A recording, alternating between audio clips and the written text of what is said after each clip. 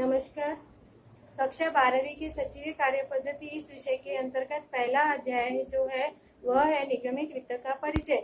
इस अध्याय के अंतर्गत आज हम पढ़ने वाले हैं पूंजी संरचना। सबसे पहले देखते हैं पूंजी संरचना का अर्थ। पूंजी संरचना का अर्थ क्या है, क्या होती है पूंजी संरचना। पूंजी संरचना में दो शब्द समाविष्ट है, एक पूंजी तथा दूसरा संरचना। पूंजी का अर्थ आप सभी जानते हैं। पूंजी का अर्थ है व्यवसाय के स्वामी के द्वारा व्यवसाय में विनियोजित की गई धनराशि। यह जो धनराशि होती है विभिन्न स्रोतों से एकत्रित की जाती है, जैसे कि ऋण पत्र, ऋण, अंश पूंजी इत्यादि। अब इन सभी स्रोतों से एकत्रित की जाने वाली धनराशि का एक निश्चित अनुपात निर्धारित कर दिया जाता है। अब इन सभी स्रोतों से एकत्रित की गई दीर्घकालीन पूंजी के मिश्रण को पूंजी संरचना कहते हैं। अब पूंजी यह हो गई पूंजी संरचना का अर्थ, लेकिन अब इसकी परिभाषा समझते हैं कि इसकी परिभाषा क्या है। आर.एच. वेसल ने इसकी बहुत ही सिंपल परिभाषा दी है। व्यवसायिक संस्था में विनियोजित दीर्घकालीन वित्तीय स्रोत ही पूंजी संरचना है। अब इसमें इस परिभाषा में जो दीर्घकालीन वित्तीय स्रोत यह शब्द आया है, इसका अर्थ क्या है। दीर्घकालीन वित्तीय स्रोतों को हम दो भागों में विभाजित कर सकते हैं, एक स्वपूंजी और दूसरी उधार पूंजी। स्वपूंजी में हम देखते हैं कि उसमें क्या समाविष्ट होता है। स्वपूंजी में जैसे कि समता अंश पूंजी, पूर्वाधिकार अंश पूंजी और उसी प्रकार संचितियां विभिन्न प्रकार की, और उसमें अतिरेक अर्थात जो हमारा बचा हुआ लाभ होता है हम उसको अंश पूंजी में समाविष्ट करते हैं, स्व पूंजी में उसे समाविष्ट करते हैं।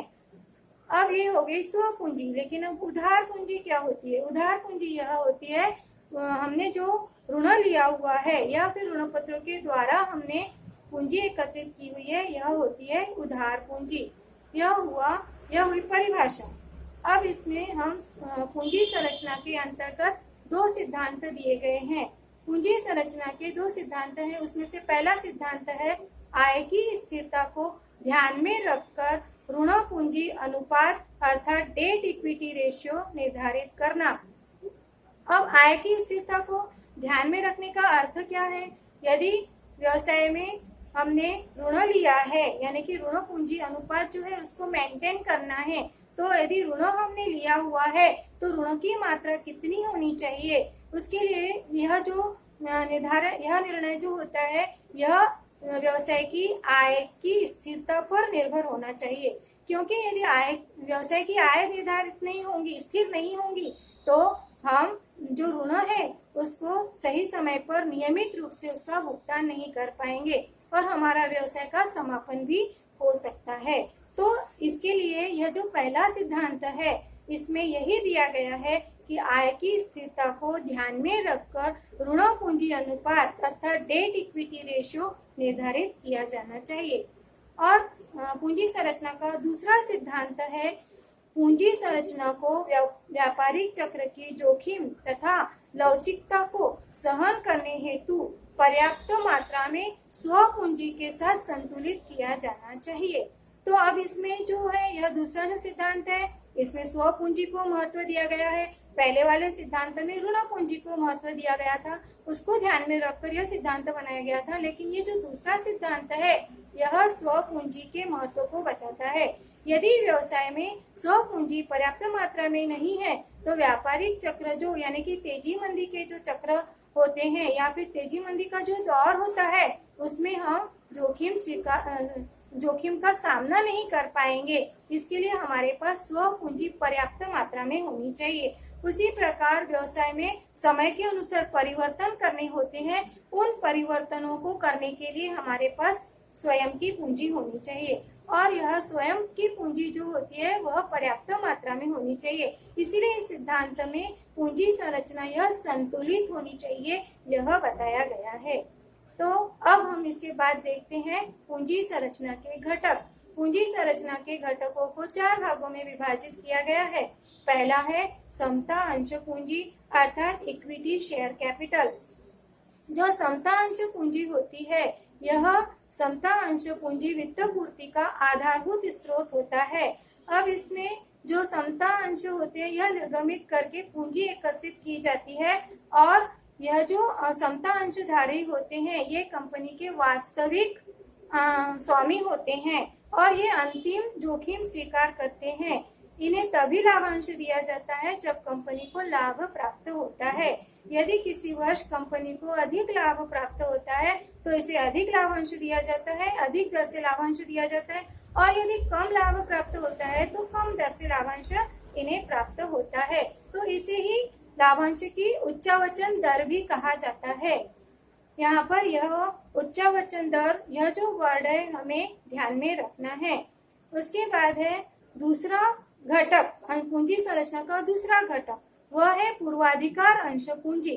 पूर्वाधिकार अंश पूंजी को इंग्लिश में प्रेफरेंस शेयर कैपिटल भी कहा जाता है, जिन पर यह वह अंश पूंजी होती है जिन पर अंशधारियों को एक लाभांश प्राप्ति और कंपनी के समापन पर जो पूंजी वापसी होती है उसमें पूर्वाधिकार प्राप्त होता है। इन अंशधारियों को प्रतिवर्ष एक निश्चित दर से लाभांश दिया जाता है। अब इसके बाद में है तीसरा घटक। तीसरा घटक है रोककर रखी गई आय अर्थात रिटेन्ड इनकम। रिटेन इनकम यह वित्त पूर्ति का आंतरिक स्रोत होता है। इसे लाभ का पुनर्विनियोग भी कहा जाता है। यहाँ पर लाभ का पुनर्विनियोग क्या होता है इसका अर्थ हमें पता होना चाहिए। लाभ का पुनर्विनियोग होता है जब हम कंपनी में जब कभी हमें लाभ होता है तो उसका कुछ हिस्सा हम व्यवसाय में विनियोजित करते हैं और कुछ हिस्सा उसके स्वामियों को लाभांश के रूप में वितरित कर देते हैं। तो रोक कर रखी गई आय भी यह पूंजी संरचना का एक महत्वपूर्ण घटक होता है। नंबर 4, ऋण पूंजी। ऋण पूंजी को बॉरोड कैपिटल कहा जाता है और इसको दो भागों में विभाजित किया जाता है, एक ऋण पत्र और दीर्घकालीन ऋण। ऋण पत्र अर्थात डिबेंचर। डिबेंचर यह सार्वजनिक जनता को ऋण पत्र निर्गमित करके उसके ऊपर में ऋण प्राप्त करने का एक प्रमाण पत्र होता है, जिसमें ऋण पत्रों पर दिए जाने वाले ब्याज की दर तथा अन्य शर्तों का उल्लेख होता है। दीर्घकालीन ऋण यह सावधिक ऋण भी कहलाता है और इसे टर्म लोन कहा जाता है। वित्त पूर्ति का यह बहुत ही महत्वपूर्ण स्रोत है जो कंपनियों को बैंकों के द्वारा उपलब्ध कराया जाता है। तो यह आज हमने सचिवीय कार्य पद्धति इस विषय के अंतर्गत निगमित वित्त का परिचय, इसके अंतर्गत अंतिम जो पॉइंट था पूंजी संरचना का वह आज हमने पढ़ा। आज हमारा यह लेसन यही खत्म होता है।